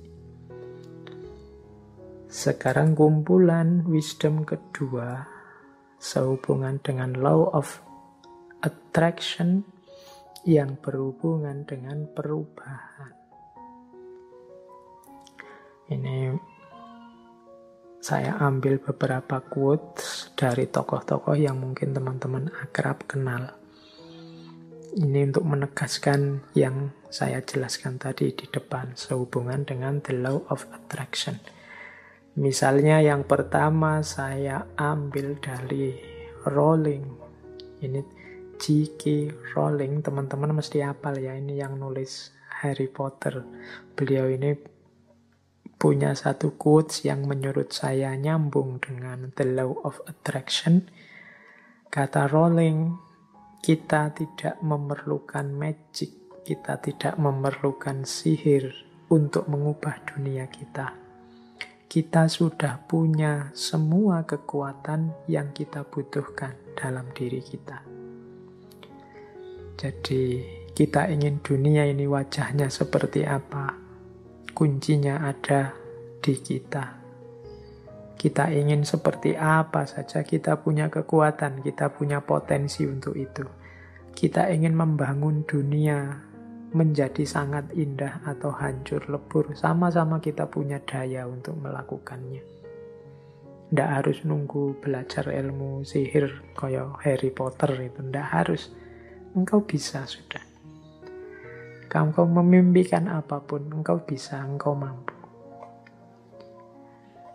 Nah, yang kedua, untuk mencapai tujuan yang belum pernah dicapai sebelumnya, engkau harus mulai melakukan apa yang belum pernah engkau lakukan sebelumnya. Ini dari Stephen Covey yang menulis buku populer sekali, judulnya The 7 Habits of Highly Effective People. Jadi menurut Stephen Covey, ya kalau engkau ingin mencapai tujuan yang lebih tinggi, yang belum pernah dicapai sebelumnya, ya pertama-tama engkau harus melakukan apa yang belum pernah engkau lakukan sebelumnya. Kalau engkau hanya melakukan yang rutin-rutin saja, seperti yang selama ini engkau jalankan, ya hasilnya juga seperti yang selama ini engkau rasakan. Ya wis mudahnya, kalau selama ini engkau belajarmu hanya 1 jam dan IP-mu 3 pas, mungkin kalau kamu tambahi belajar 2 jam, IP-mu di atas 3. Itu gampang-gampangan ini ngono. Jadi yo kalau ingin hasil yang lebih baik, usahanya juga harus berbeda dari sebelumnya. Kemudian ada quote juga dari Rhonda Byrne. Menurut Rhonda Byrne, setiap kesempatan untuk mengubah hidupmu, setiap detik adalah kesempatan untuk mengubah hidupmu. Karena di setiap kesempatan engkau dapat mengubah caramu merasakan. Rhonda Byrne ini yang tadi saya sebut ya, beliau yang menulis buku The Secret yang populer sekali, termasuk acara televisi. Jadi setiap detik itu kita bisa berubah. Jangan menunggu besok. Kita ini kan ingin hidup ini, kalau bahasanya hadis itu yaumuhu khairun min amsihi. Hari ini lebih baik dari kemarin dan hari esok lebih baik dari hari ini. Berubah terus-menerus. Jadi kita harus semakin baik. Bahkan katanya Rhonda Byrne, tidak hanya harian, setiap detik engkau bisa mengubah hidup kita. Misalnya, kalian mengalami peristiwa apa hari ini? Mengalami peristiwa diputus oleh pacarmu. Itu kan peristiwa yang mungkin kau tanggapi sebagai menyedihkan. Tapi detik ini juga bisa engkau ubah tanggapanmu itu bahwa ini peristiwa yang menyenangkan. Tergantung dirimu.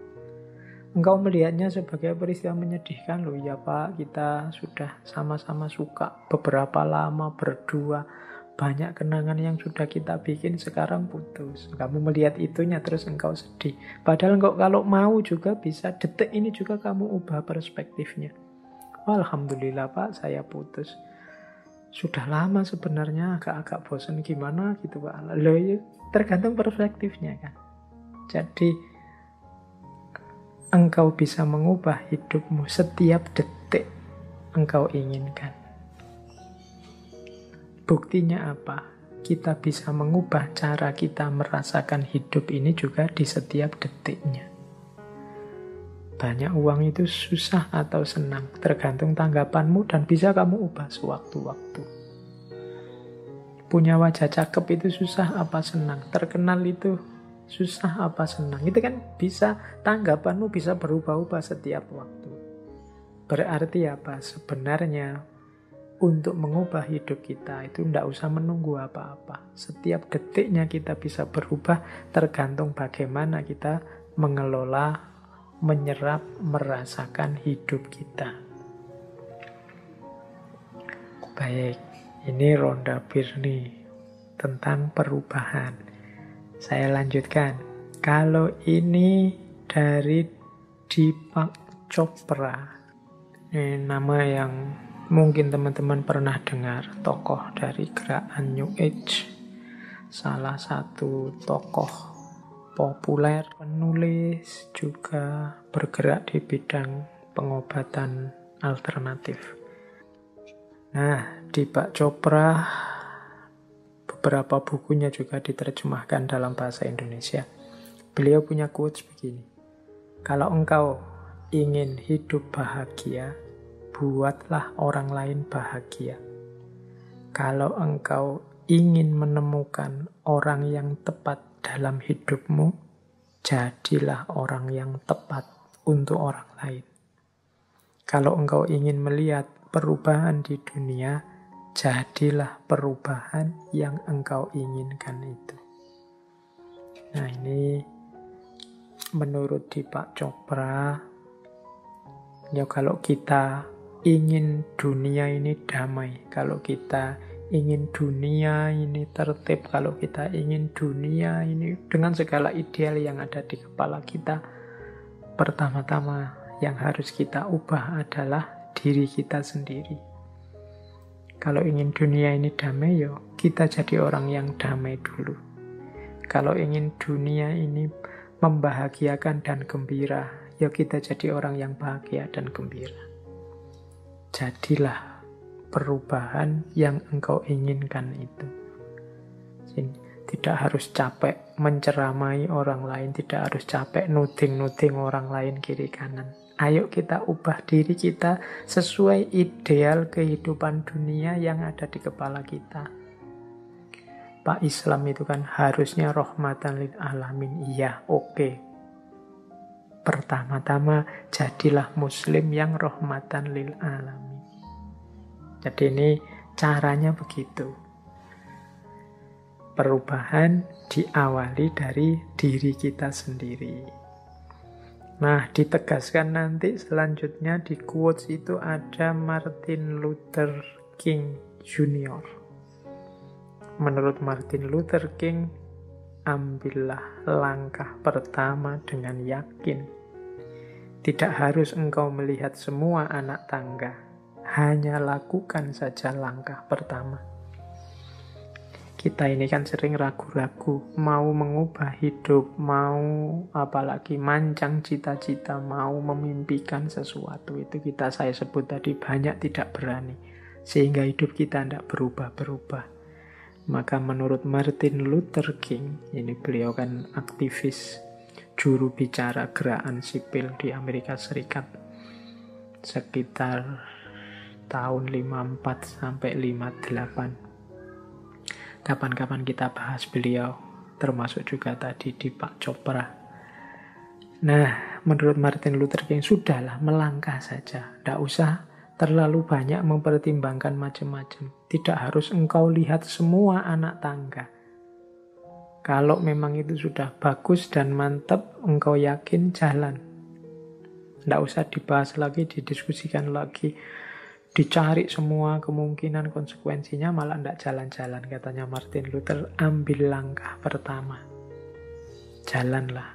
Kalau tidak begitu hidupmu tidak akan berubah. Terlalu banyak pertimbangan. Oke, baik. Kita lanjutkan lagi. Nah, Law Attraction Wisdom yang ketiga. Saya ambil juga beberapa quotes. Ambil nafas dulu sebentar. Ini sejak tadi ya kita ngegas terus kajiannya. Ya karena materinya banyak, ini waktunya sisa sedikit. Nah, kalau tentang kebahagiaan, pertama saya bawakan misalnya dari Oprah Winfrey. Ini teman-teman pasti pernah dengar lah nama beliau. Menurut Oprah Winfrey, syukurilah apa yang engkau miliki, engkau akhirnya akan memiliki lebih banyak. Kalau engkau hanya memperhatikan apa yang belum engkau miliki, engkau tidak akan pernah merasa cukup. Nah, kalau ini kembali pada prinsip 6 langkah Law of Attraction tadi ya. Di antara langkahnya adalah mensyukuri apa yang sekarang kita miliki. Begitu kita bersyukur, berarti kita siap untuk ditambah. Engkau akhirnya akan memiliki lebih banyak. Banyak di antara kita yang tidak bersyukur. Yang jadi fokus pikiran kita apakah adalah apa yang kita tidak punya.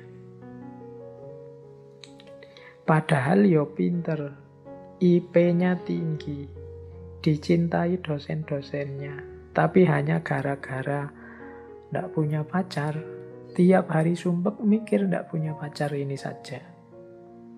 Padahal ya istrinya cantik, padahal ya kaya raya, padahal ya hidupnya terjamin semuanya. Tapi hanya gara-gara ndak punya anak misalnya, tiap hari mikir satu ini saja, akhirnya lupa bersyukur. Seolah-olah hidupnya punya kekurangan yang besar sekali. Nah ini kita ndak akan bahagia kalau hanya memperhatikan apa yang belum kita miliki. Kita harus lebih banyak fokus mensyukuri apa yang sudah kita miliki. Bukan disibukkan hanya oleh apa yang kita belum punya. Biasanya kita itu lebih sibuk dengan apa yang kita tidak punya daripada mensyukuri apa yang kita sudah punya. Maka law of attraction mengajari kita ya basisnya adalah bersyukur. Kemudian ada juga quotes yang saya bawa senantiasa, jadilah versi dirimu yang terbaik daripada menjadi versi tiruan orang lain. Quotes ini mengajarkan kita untuk kita harus otentik, berani bermimpi, berani menginginkan. Banyak di antara kita yang menginginkan sesuatu saja tidak berani, memimpikan sesuatu saja tidak berani, kita bisanya hanya mengikuti orang. Kita bisanya menjadi versi tiruannya orang lain. Kita tidak eksis jadi diri kita sendiri. Kita punya kiblat yang kiblat itu menjadi tiruan diri kita. Jadi kita selalu, saya ingin menjadi seperti ini, menjadi seperti itu. Kita tidak mendeklarasi untuk jadi diri kita sendiri, tapi versi yang terbaik, versi yang optimal, versi yang maksimal. Ya bekalnya tetap ilmu, bekalnya tetap muhasabah, merenungi diri aku, ini versi terbaikku seperti apa, kelemahan kelebihanku apa, aku ini cocoknya melakukan apa, passionku apa, dan lain sebagainya. Jadi di situ nanti kita bisa jadi versi terbaik dari diri kita sendiri. Saya bawa juga quotes dari Helen Keller. Ini mirip dengan Oprah Winfrey tadi. Kalau Keller ini penulis aktivis Amerika. Salah satu pintu kebahagiaan tertutup, maka pintu yang lain terbuka. Namun seringkali kita terlalu lama memperhatikan pintu yang tertutup sehingga tidak melihat pintu lain yang terbuka. Kita ini cenderung melihat kesulitan saja. Kita ini cenderung melihat kesusahan saja. Dari 90% anugerahnya Allah, kita lebih fokus pada 10% kehidupan kesulitan kita. Sehingga ya tadi, kita lupa bersyukur, bahkan kalau katanya Helen Keller ini, kita lupa ada pintu kebahagiaan lain yang terbuka. Kita cueki. Kita disuruh untuk banyak di dalam rumah karena pandemi ini. Itu kita galau tiap hari mikir bagaimana kalau saya tidak keluar-keluar rumah padahal kebutuhan di luar rumah banyak. Kita lupa ada pintu lain yang terbuka bahwa alhamdulillah banyak di rumah, banyak kesempatan untuk meningkatkan potensi diri, banyak kesempatan untuk merenung, untuk muhasabah. Nah, itu contohnya. Tapi kita lupa dengan anugerah kesempatan ini karena kita melihat ada kesempatan sebelumnya yang tertutup. Kesempatan kita untuk jalan-jalan keluar memang tertutup, tapi kesempatan untuk introspeksi, nambah ilmu, terbuka lebar-lebar sekarang. Cuma kita hanya fokus galau sedih, merenungi kesempatan jalan-jalan yang tertutup ini, sehingga ketika pintu lain untuk belajar, untuk muhasabah, untuk meningkatkan kualitas diri yang terbuka ini tidak kita manfaatkan. Akhirnya pandemi berakhir, terus kita tolah-toleh. Tidak ada hasilnya apa-apa, aku di rumah berbulan-bulan, hampir 1 tahun ini. Nah, itu karena kita fokus pada kesulitan, lupa pada keberlimpahan hidup. Lupa pada pintu-pintu lain yang terbuka. Biasanya aku sibuk bekerja, waktu untuk keluarga sedikit.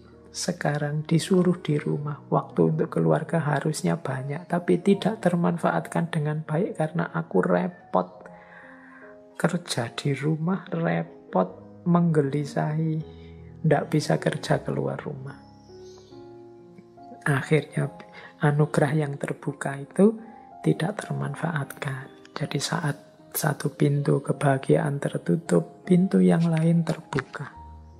Namun seringkali kita terlalu lama memperhatikan pintu yang tertutup sehingga kita tidak melihat pintu lain yang terbuka. Nah, terus ada paket Law of Attraction Wisdom yang lain yang saya bawa untuk menutup sesi kita malam hari ini, yaitu wisdom tentang positive thinking dan negative thinking. Yang positive thinking saya ambil misalnya dari Gandhi. Ini pernah saya sampaikan di beberapa sesi. Tetaplah berpikir positif, sebab pikiranmu akan membuahkan kata-kata. Tetaplah berkata yang positif, sebab kata-katamu akan membuahkan perilaku. Tetaplah berperilaku positif, sebab perilakumu akan menjadi kebiasaan. Tetaplah dengan kebiasaan positif, karena kebiasaanmu akan menjadi nilai-nilai. Tetaplah dengan nilai-nilai yang positif, karena nilai-nilaimu akan menjadi takdirmu.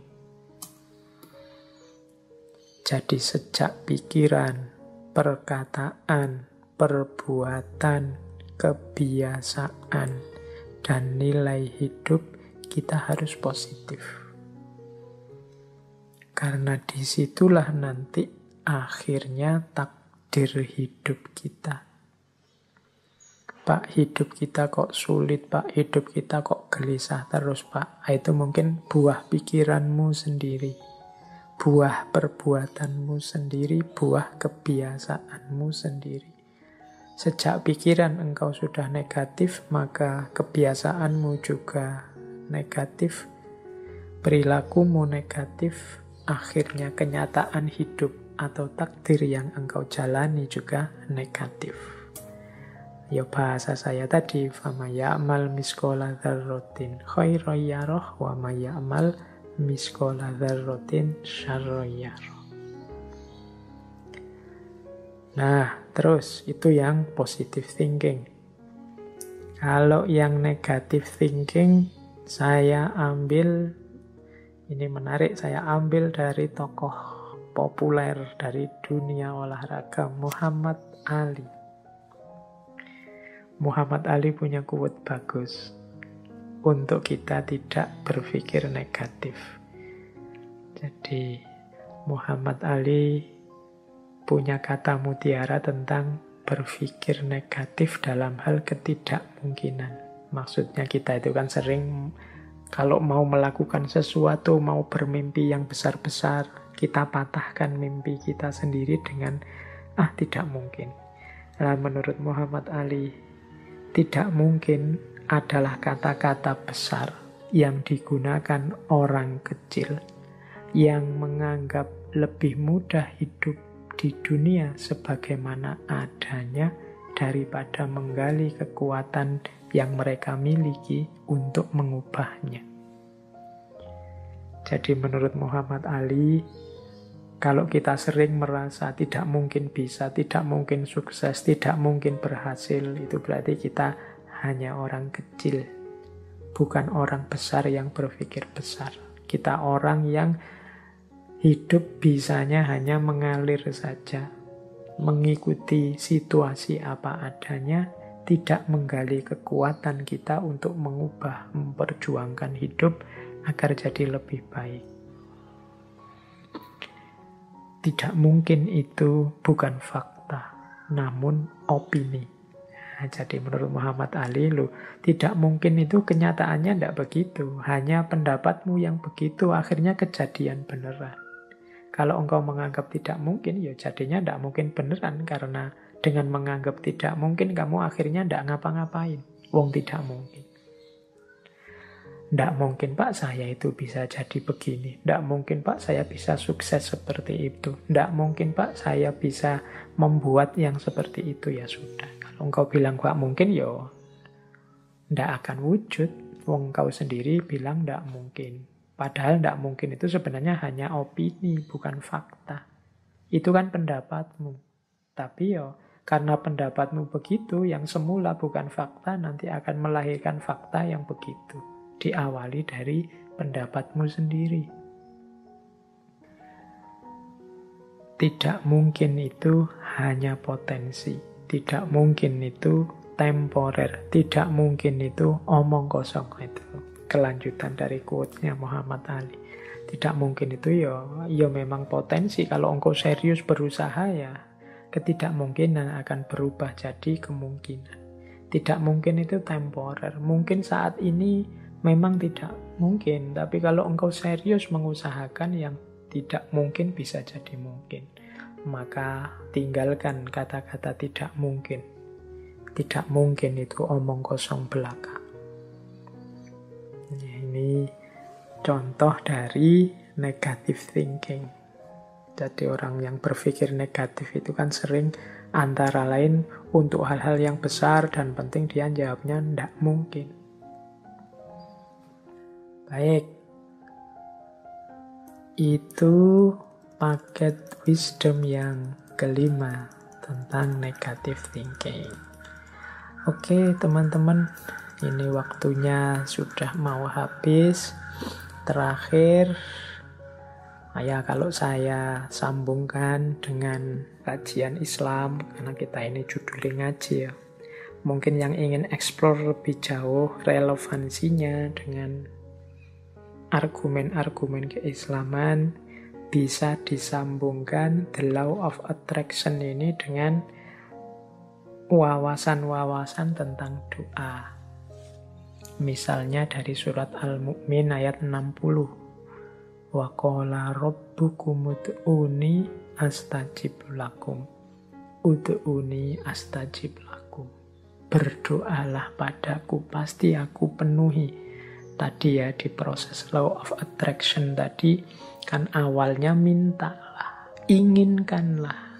Allah menegaskan berdoalah.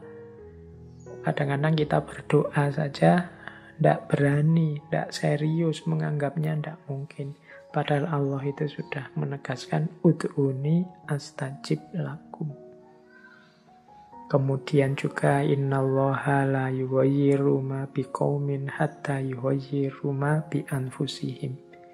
Ya kalau kita tidak menginginkan perubahan, tidak mengupayakan perubahan, tidak akan ada perubahan. Ayat ini menegaskan kuncinya sebenarnya di kita. Sama seperti the law of attraction tadi, kuncinya ada di manusianya. Al-Quran surat Ar-Ra'd ayat 11. Silahkan digali, mungkin ada relevansinya dengan yang saya jelaskan di depan. Kalau hadis, mungkin hadis riwayatnya Muslim. Silahkan dicari. Di Riyadhus Shalihin juga ada hadis ini. Dari Abu Hurairah, Rasulullah bersabda, ini hadis qudsi, yaqulullahu ta'ala, ana inda dhonni abdi bi. wa ana ma'ahu idza dzakaroni.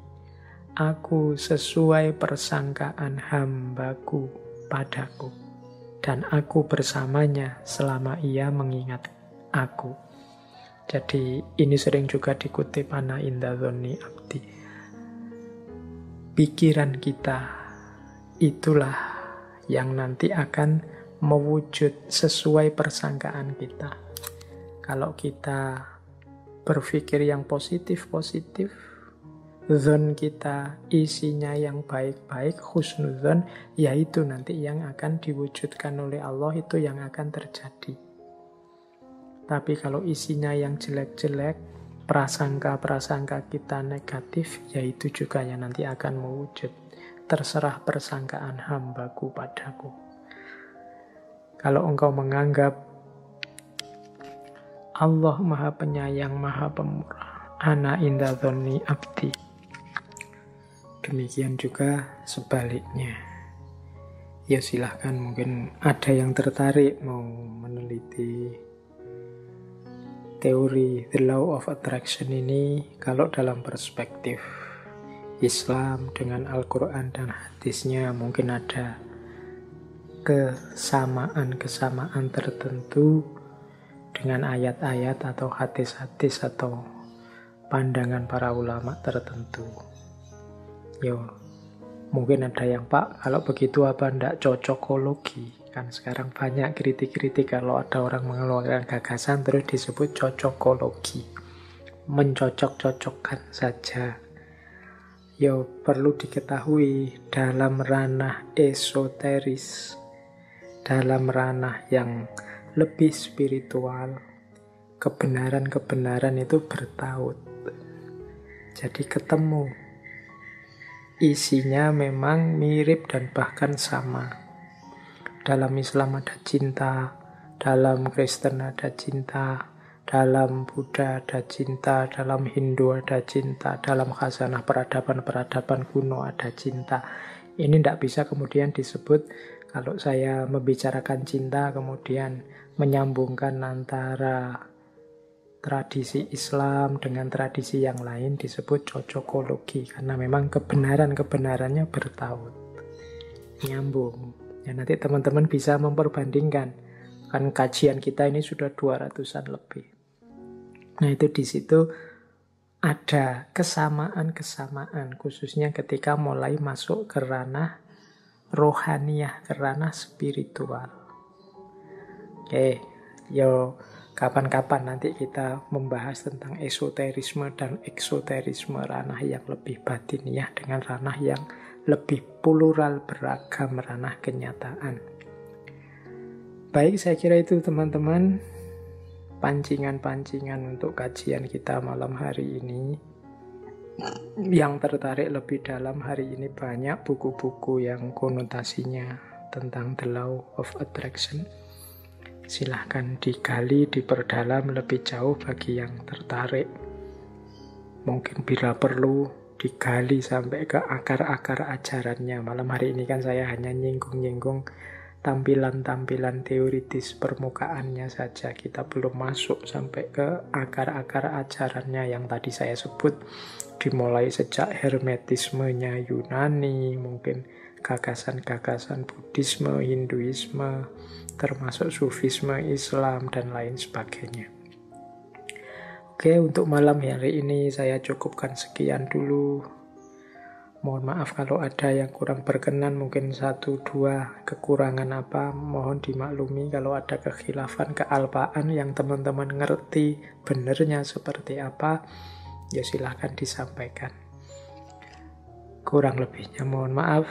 Wallahul muwaffiq, wallahu a'lam bissawab.